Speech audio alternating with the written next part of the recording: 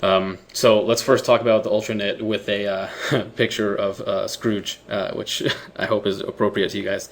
Tendencies of an Ultra Knit are pretty straightforward, so I'm not gonna expand on them too much. But one thing they do a lot is they check the turn really often. So if you see someone who seems to be very tight and really ultra conservative betting the turn, then that should signal to you that you really need to think carefully about what they have. I see a lot of players who start to play live, they just kind of default have this picture of what to do with certain kinds of hands. For example, like King Queen on a King High board.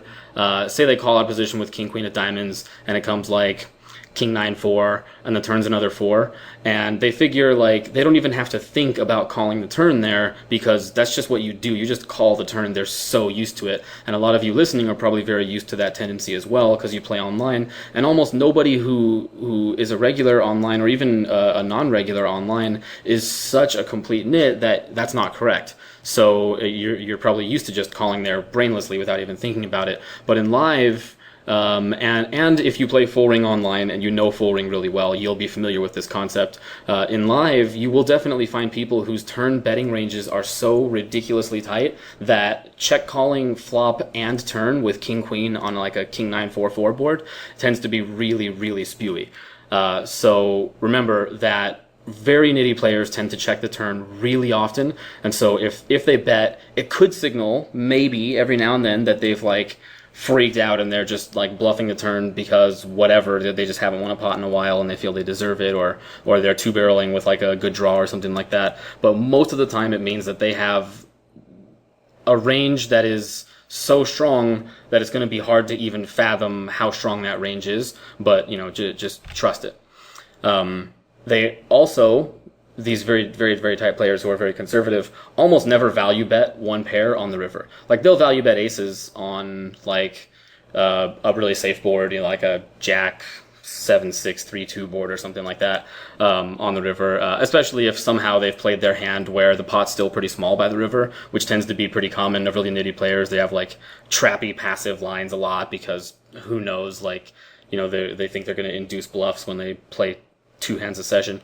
But yeah, the point is they almost never value bet one pair on the river. So again, make sure that you take that to heart and just take that as a rule of thumb. If you're going to go play live and you see someone who seems to be very tight and conservative and then they bet the river, think, okay, does it make sense for him to just usually not have one pair here? And if he doesn't have one pair, then what can you do? These kind of really tight players also limp call very strong hands sometimes, so you will be surprised if you don't have much live experience. You will be surprised in the first, say, 200 hours that you play, how many times you see somebody limp call with like kings or queens or something just astonishing like that you can't even fathom how they could possibly limp call that hand, because they clearly limp called it with the intention of playing it safe in some way or another. Very tight players also tend to limp re-raise pretty often. People who are really conservative naturally at some point stumble across the idea that if they raise under the gun with a hand like aces, then they're probably going to see a flop like 5 ways out of position. So a lot of them, because they're so scared of that possibility of having to play that hand that way, try to start limp re-raising their really big hands, and then if they do limp in with aces and everyone limps and it comes like 7, 8, 9, they just check fold and pat themselves on the back. So be aware that they will be limp re-raising big hands really often.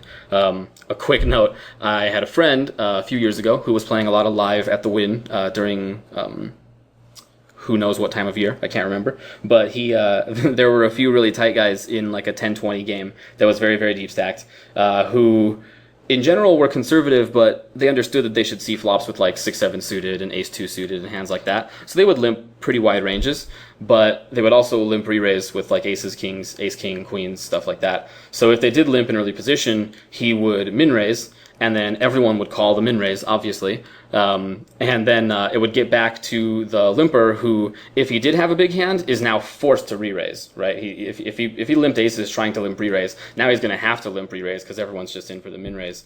And if he didn't limp re-raise, then it was pretty obvious that he had a range of speculative hands.